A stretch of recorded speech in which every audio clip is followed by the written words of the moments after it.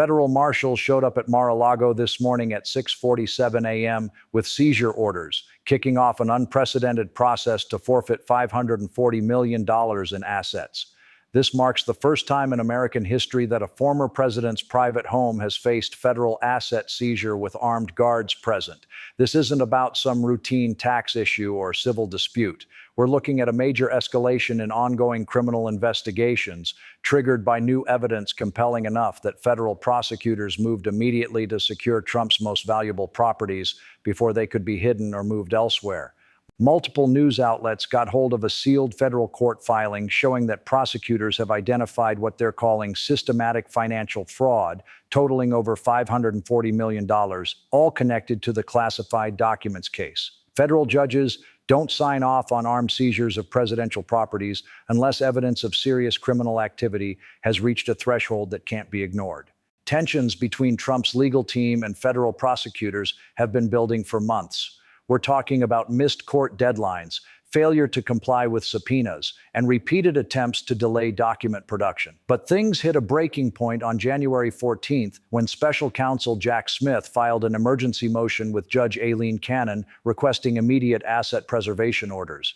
According to sources familiar with the filing, prosecutors presented evidence showing Trump had been systematically moving valuable assets through a network of shell companies and family trusts, potentially to shield them from future forfeiture proceedings. The sealed motion reportedly details transfers totaling $340 million in just the past 6 months alone. We're talking about artwork, rare books, and property deeds that federal investigators believe were purchased using funds directly connected to the classified documents scheme. This wasn't about protecting legitimate business interests. Prosecutors are characterizing this as hiding the proceeds of a multi-year criminal conspiracy. When federal prosecutors reviewed financial records subpoenaed from Deutsche Bank and J.P. Morgan Chase, they discovered a pattern they describe as sophisticated asset laundering designed to frustrate future law enforcement actions. Federal asset seizures against former presidents are extraordinarily rare. They don't happen over political disagreements or civil violations. They happen when prosecutors have evidence of criminal activity and believe assets are in immediate danger of being concealed or transferred beyond the reach of American courts. On January 15th, a federal magistrate judge in the Southern District of Florida issued sealed warrants authorizing the immediate seizure of specific properties and financial accounts after reviewing what court documents describe as overwhelming evidence of fraudulent activity. The operation included 47 U.S. Marshals, 12 FBI financial crime specialists, and 8 Treasury Department asset forfeiture experts. Sources told CNN that Judge Bruce Reinhart, who had previously authorized the FBI search of Mar-a-Lago, personally reviewed the evidence package for over 3 hours before signing the seizure orders. Trump's legal team received notification of the pending action at 11:47 p.m. on January 15th, giving them less than 7 hours to file emergency appeals. By 6 a.m. on January 16th, when no stay had been granted, the seizure operation commenced under what legal experts are calling the most comprehensive asset forfeiture warrant ever issued against a former American president. When the lead U.S. Marshal approached the main entrance of Mar-a-Lago at dawn, security cameras captured him serving papers to Trump's head of security while a convoy of federal vehicles surrounded the property. Witnesses inside the compound described the scene as surreal and intimidating, with armed federal agents methodically documenting every valuable item on a pre-approved seizure list that reportedly spans 127 pages. The most dramatic moment came when agents entered Trump's personal office and began photographing and cataloging what sources describe as an extensive collection of rare books, historical documents, and artwork that prosecutors believe was purchased using funds derived from the alleged classified documents conspiracy. The precision and scope of this operation represents a direct challenge to Trump's personal empire, targeting the symbols of wealth and power that have defined his public image for decades. This move sent shockwaves through Trump's inner circle and Republican leadership. When federal marshals execute asset seizures with military precision against a former president, it signals that prosecutors believe they have evidence strong enough to survive inevitable appeals and political pressure. The claims of political persecution become much harder to sustain when armed federal agents are literally removing artwork from Trump's private residence under court-ordered authority. This isn't the first time a president has faced serious legal consequences for alleged misconduct. Richard Nixon, during Watergate, faced mounting evidence of obstruction and abuse of power that ultimately forced his resignation. But even Nixon never faced federal asset seizure of his personal properties while criminal investigations were ongoing. Bill Clinton, during the Whitewater investigation, saw federal prosecutors scrutinize his financial dealings, but it never reached the level of seizing his personal assets. The key difference here is the scope and immediacy of the alleged criminal activity, with prosecutors arguing that ongoing asset transfers posed an immediate threat to their ability to recover the proceeds of fraud. Federal courts have determined that Trump's financial assets deserve no protection when prosecutors present evidence of systematic criminal activity. The pattern is clear. When presidents abuse their power in ways that involve personal financial gain, even friendly judges eventually reach a breaking point where political considerations cannot override criminal evidence. According to former federal prosecutors who reviewed the publicly available court filings, the government's evidence appears to focus on what they call monetizing classified access. This is a scheme where classified documents were allegedly used to secure favorable business deals and foreign investments that generated hundreds of millions in personal profits. The seizure warrant reportedly targets assets purchased between 2017 and 2024 using funds that prosecutors can trace directly to contracts and agreements that were influenced by Trump's access to classified information. Court documents reportedly include banking records showing that $89 million in foreign payments flowed into Trump-controlled accounts within 48 hours of specific classified briefings, suggesting a direct correlation between national security information and personal financial gain. This wasn't just mishandling classified documents or obstruction of justice. It was allegedly converting America's most sensitive secrets into personal profit through an organized criminal enterprise. If a former president can systematically convert classified information into personal wealth and then hide those assets from law enforcement, it fundamentally undermines the principle that no one is above the law. Once that precedent is established, future presidents might view national security secrets as personal business opportunities rather than sacred trusts, knowing that effective accountability is impossible if assets can be hidden offshore or transferred to family members. This puts Trump and his legal team in an absolutely impossible position. On one side, they face demands from his political base to fight every aspect of federal law enforcement as persecution and weaponization, which means attacking the seizure as illegal government overreach regardless of the underlying evidence. On the other side, they must defend against specific criminal allegations in federal court, where judges require actual evidence and legal arguments rather than political rhetoric about persecution. They now have to explain to federal judges why Trump was allegedly transferring massive assets through shell companies if he had nothing to hide.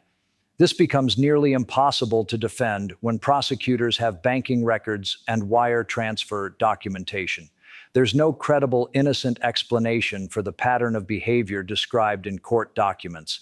Either the financial records are fabricated, which would require believing that multiple federal agencies and banks have conspired to create false evidence, or the asset transfers happened exactly as prosecutors describe, in which case the seizures are legally justified regardless of Trump's political status. Legal and constitutional scholars are calling this a watershed moment for presidential accountability. Harvard law professor Lawrence Tribe told MSNBC that if the allegations are proven, they represent the most serious breach of public trust by any American president in our nation's history. He emphasized that using classified information for personal financial gain strikes at the heart of the presidential oath, which requires putting the nation's interests above personal benefit. Former federal prosecutor Barbara McQuade explained to CNN that asset forfeiture laws were specifically designed for cases like this, where criminal proceeds might be hidden or transferred to frustrate law enforcement. She noted that the timing and scope of the seizures suggest prosecutors have evidence that asset transfers were accelerating, forcing them to act quickly to preserve evidence and potential recovery. The immediate legal impact is devastating for Trump's defense strategy. Federal prosecutors now have physical control over what they believe are the proceeds of criminal activity, making it impossible for Trump to transfer or hide additional assets while legal proceedings continue. This gives prosecutors enormous leverage in plea negotiations and ensures that restitution will be possible if convictions are obtained. The political implications are potentially catastrophic for Trump's 2024 campaign. Images of federal agents removing artwork and valuables from Mar-a-Lago provide Democrats with powerful visual evidence that Trump allegedly profited from betraying national security secrets. Campaign ads are already being produced featuring the Mar-a-Lago seizure footage alongside questions about whether Americans want a president who allegedly sold out classified information for personal profit. The constitutional implications reach far beyond Trump himself. This case will establish precedent for how federal law enforcement can pursue criminal allegations against former presidents, particularly regarding financial crimes that allegedly occurred while in office. If prosecutors succeed, it sends a clear message that the presidency provides no immunity from criminal accountability for personal financial crimes, even when classified information is involved. The presidency is the most powerful office in our system, but that power was never intended to serve as a shield for personal criminal enrichment. If a former president can monetize classified access and hide the proceeds through asset transfers, civilian control of government becomes a facade, with public office serving as a pathway to personal wealth rather than public service. What makes this case even more extraordinary is the international dimension that's now emerging. Sources familiar with the Treasury Department's investigation tell NBC News that foreign intelligence services from at least 3 allied nations have provided evidence to U.S. prosecutors showing suspicious financial flows connected to Trump-controlled entities. These intelligence-sharing arrangements, normally reserved for terrorism and international organized crime cases, suggest that the alleged scheme may have involved foreign actors who were paying for access to American classified information through legitimate-appearing business transactions. The forensic financial analysis reportedly uncovered what investigators describe as a sophisticated money laundering operation spanning multiple countries and currencies. Banking records subpoenaed from institutions in Switzerland, the Cayman Islands, and Dubai allegedly show a pattern of payments flowing into shell companies within hours of Trump receiving specific intelligence briefings. Former Treasury Department financial crimes specialist Sarah Clark told CNN that the level of coordination between intelligence access and financial transfers suggests a systematic monetization scheme that treated classified information as a commodity to be sold to the highest bidder. Perhaps most damaging to Trump's defense is the revelation that federal investigators have recovered encrypted communications between Trump associates and foreign intermediaries discussing product delivery schedules and client satisfaction in language that cybersecurity experts say appears designed to disguise the sale of classified intelligence.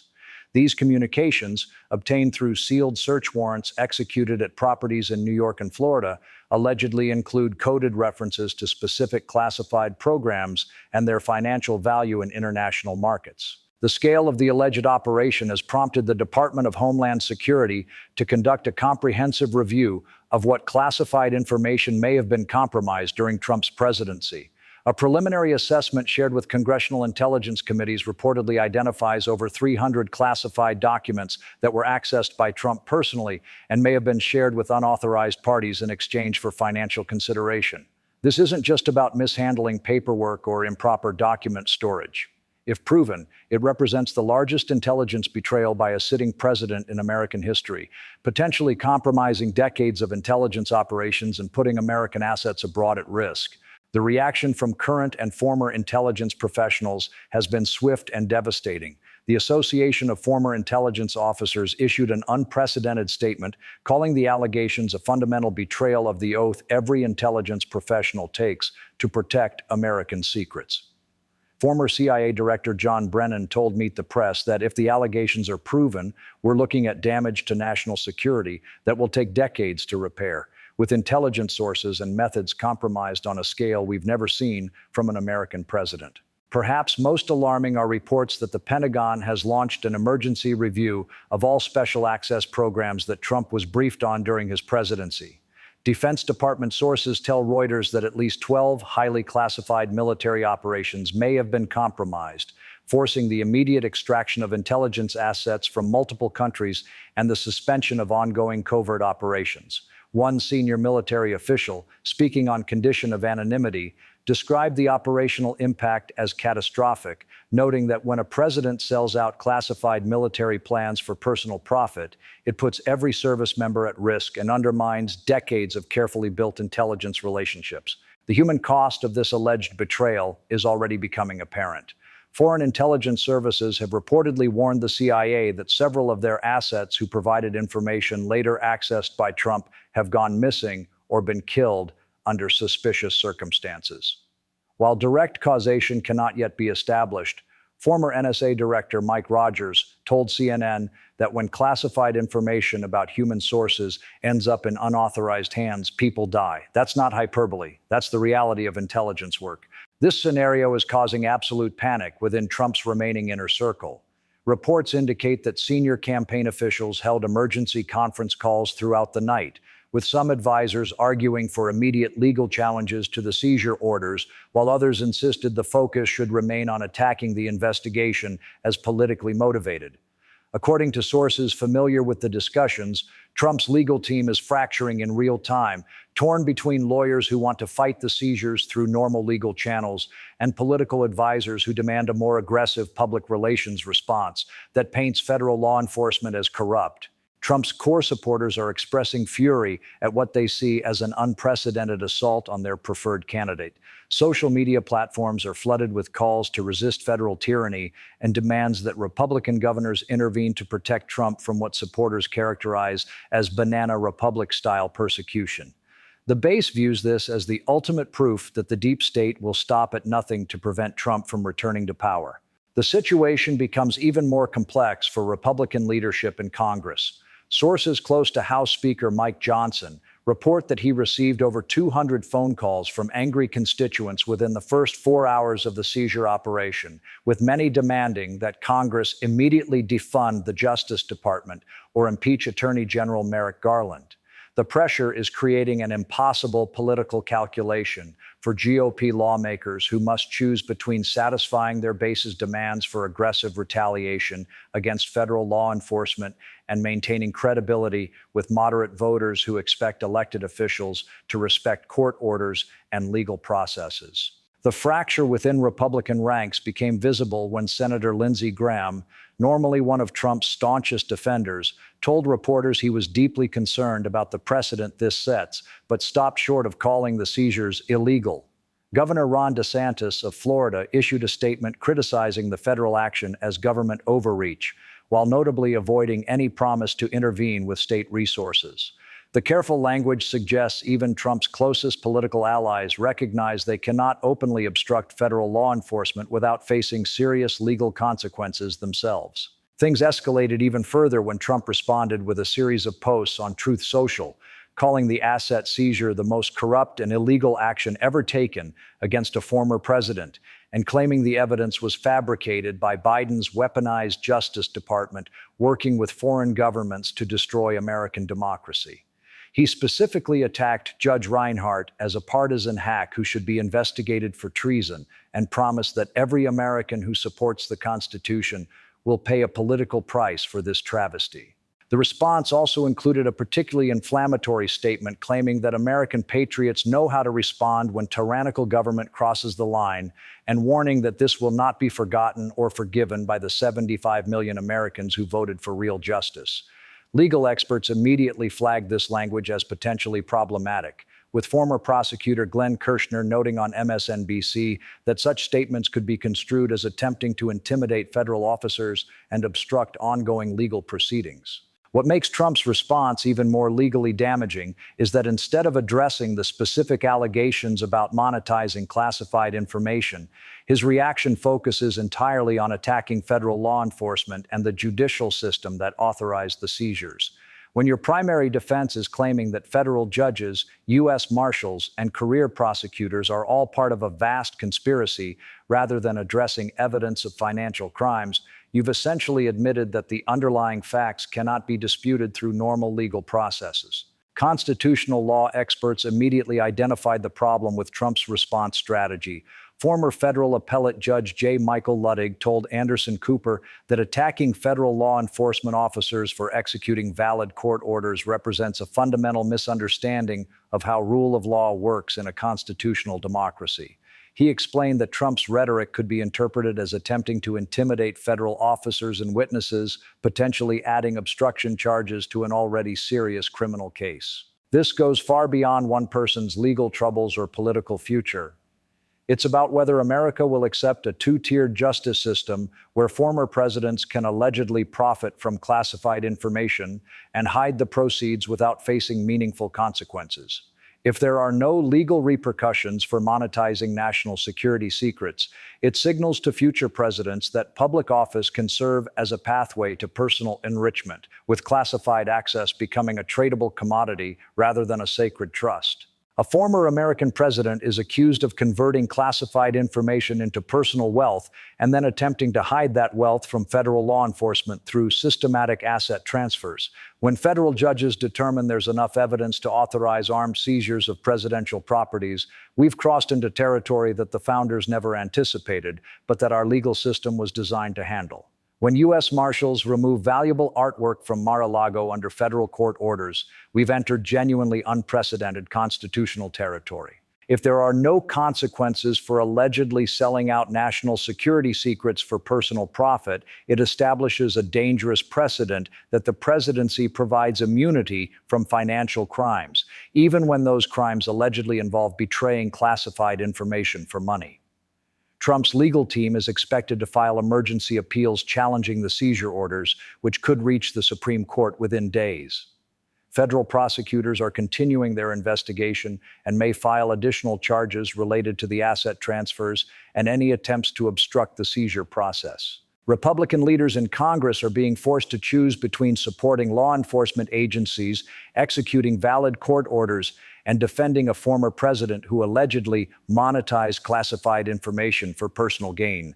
Military families and intelligence professionals across the country are watching closely to see whether their elected representatives will prioritize national security over political loyalty when evidence suggests classified information was treated as a personal business opportunity. Federal marshals have executed the largest asset seizure in American political history, taking physical control of properties and valuables worth $540 million that prosecutors believe represent the proceeds of monetizing classified information. Intelligence professionals who devoted their careers to protecting national security secrets are watching to see whether their work can be sold for personal profit without meaningful legal consequences. More evidence of financial crimes is reportedly being presented to federal grand juries, with additional seizures and charges potentially coming within weeks. This isn't just another political controversy that will fade with the next news cycle. This represents a constitutional crisis that will determine whether the American presidency has any meaningful limits when it comes to personal financial crimes involving classified information. What happens next could establish whether former presidents remain accountable to the same laws that govern every other American citizen, or whether the office provides permanent immunity from criminal consequences regardless of evidence. The evidence of systematic asset transfers is documented in federal court records. The seizure orders have been executed by armed federal agents. Now we wait to see whether American law enforcement can hold a former president accountable for allegedly converting national security secrets into personal wealth, or whether political pressure and legal delays will allow even the most serious financial crimes to go unpunished when committed by someone who once held the highest office in the land. The stakes have never been higher for American democracy.